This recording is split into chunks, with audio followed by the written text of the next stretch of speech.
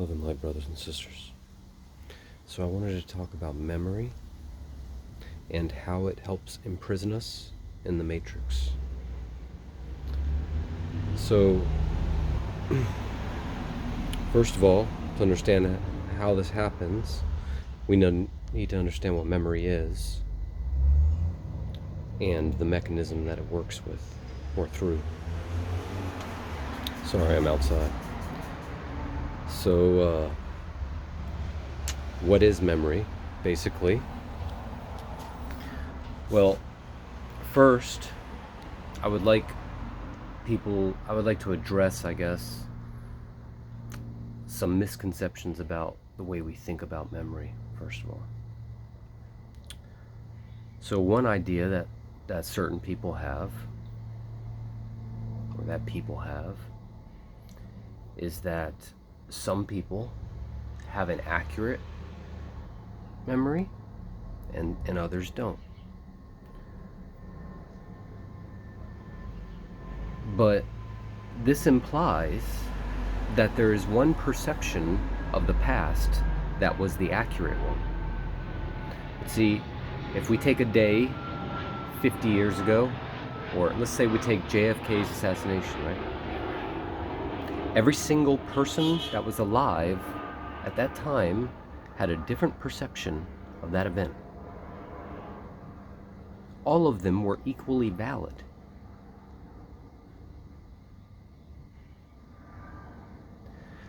I've said this before. The reason the history books, first of all, we know the history books were written in a biased manner by the victors of wars, hiding whatever the conquerors didn't want known. And everything was written from that limited perspective of those that came before that have passed on their limitations.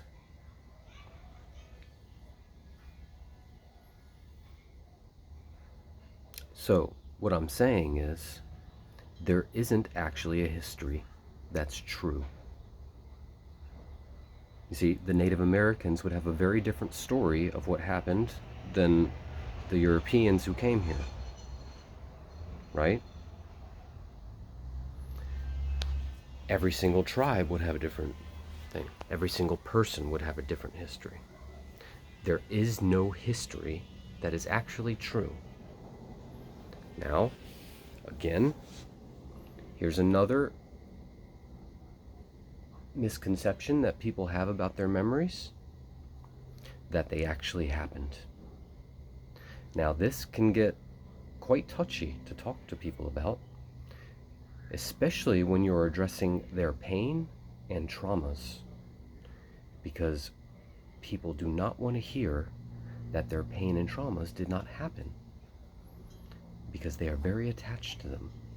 Their personalities are structured and built around them, and this is why. Understand this. This is precisely why so many of us cannot move beyond our pain and traumas and our negative, self-destructive, self-limiting patterns, is because our personality structure, who we feel we are, is so identified and built upon and structured around those things that to remove them unwinds the personality itself, which is a blessed thing, but the personality will not think so. Genuinely. Often. Or perhaps always. Until the personality itself realizes its own distortions. So, recognizing this, okay, because I can tell people, first of all, half the public or something that I talk to, when I tell them that there is no such thing as the past or the future, that it is a human concept, it is a mode of perception, it's a story. Hi, I'm recording. You can come out, baby. Okay, hello. It's a story, right? linear time does not actually exist the way we perceive it. When you tell people that there is only now, even though the science says it and the spiritual says it, the mystics and the scientists both say this, and yet most of the general public does not accept it. For those that intellectually accept it, they still don't let it get anywhere inside of them. It only sits in the mind. It does not change anything. Do you understand that? Because if I tell you, if you have recognized, for instance, what I'm saying, that the past does not exist, then tell me how it is possible that you may have limitations based upon past illusory events that never occurred. Because the truth of our situation, of our infinite situation, is that there is every single possible reality. There are vast amounts of timelines involving me, for instance. Okay? Now, and what we're dealing with is a consensus here of the souls participating in this. But when we dream at night, we view what in transurfing they call the alternate space, the alternative space. But this is really the fifth dimension, okay? And we're free to go view any number of alternate timelines there and see how it feels, see how it works out. Some of them are actual valid timelines. This isn't the only one. Some of them are not, because there's only you looking at it, just one soul at a time. That's what's happening in many dreams.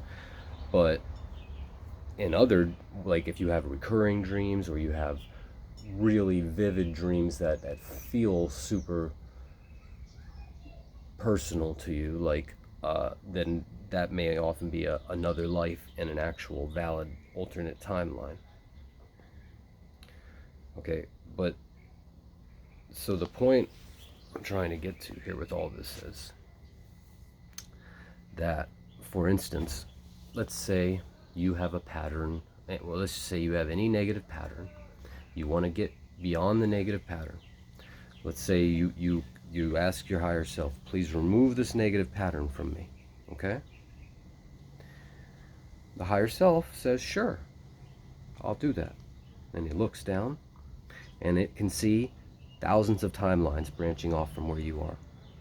Now, some of these, the pattern continues. In others, the pattern is dissolved. Here's the problem. So the higher self says, okay, there's 25 realities we can put you on, 25 realities we can put you on. This one seems to be the highest path that will remove as quickly as possible this negative pattern from you. But here's what happens. This timeline where you are healed, where you don't have this negative pattern, often will not involve the past events that the traumatized self remembers. See? Because when you shift to a new timeline, you have a new past and a new future. You are a new you every moment. The reason most people never change is because they have a belief about the past. Another thing I wanted to illustrate about memory is that most people, for the vast majority of situations in their life, they do not actually remember anything. They don't see it happening unless they're daydreaming or something, or it's a really big thing that they're playing over in their head, okay? But for instance, let's say if I'm walking down the street with someone and they see someone they don't like, and I say, oh, why don't you like them? And they say, oh, because a year ago they did so and so to me. Generally, they will not be picturing the events so and so unless they were super traumatic. Generally, what will happen is there's just a script in the head saying, this person we don't like because so and so. Now understand, In the first place, the experience, the first experience of trauma that the person didn't like was taken from a limited perspective.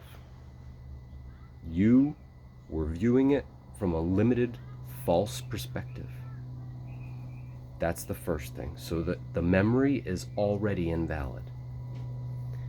Now, anyone who understands human minds and memory will know that every time that we do have a memory or we think about something, we often change it some.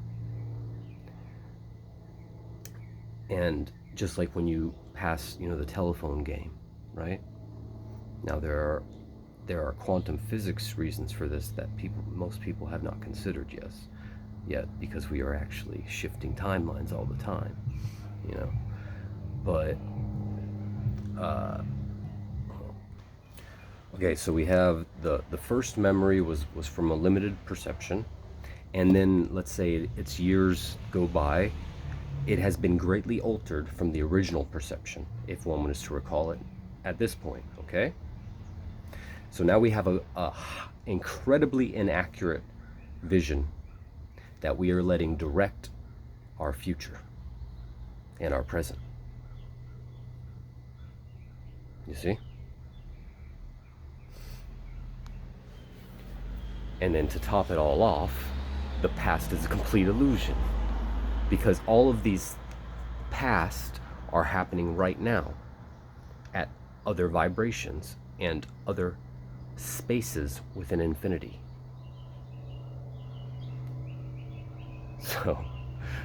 So again, as someone goes to shift to a new reality that is more in alignment with the vibration and will create the reality that they would like to experience, because they have a belief in their ego, in their personality, which says, I have this memory of the past happening, because the ego, understand, exists, the soul fragment itself, the ego that transcends death, and the subconscious exists at a level above where you're shifting realities. The shifting reality of the body-mind complex here is not, there's also a mind-spirit complex, and which people call the soul, okay? And then there are levels of the soul. So if the distortions of the soul fragment, which you could call the ego, believe that, they are a failure and that they have failed hundreds of times. For instance, let's say I want to become successful, but I have failed at numerous job ventures in the past. In my mind, this is the memory I have. Now, if I believe this is real, because again, what I'm saying is, it is not real, it is just one possibility.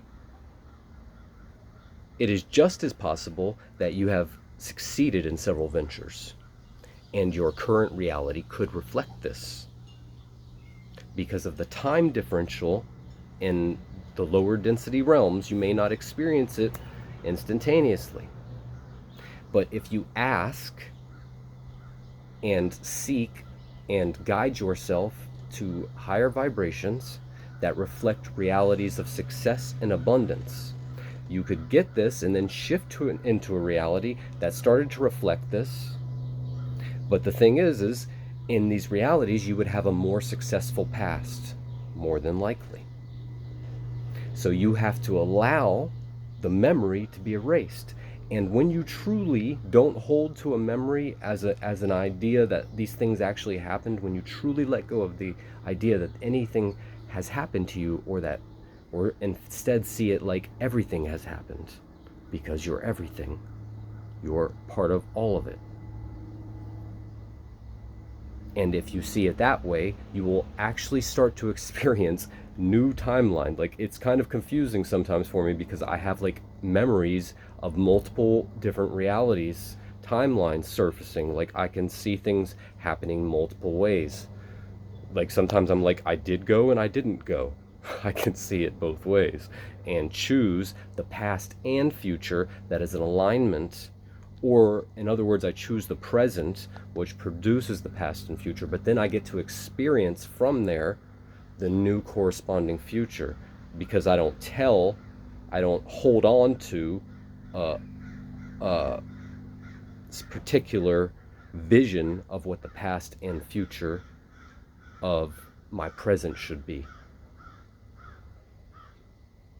So if you can free yourself from the belief in the past, in time, and in memory,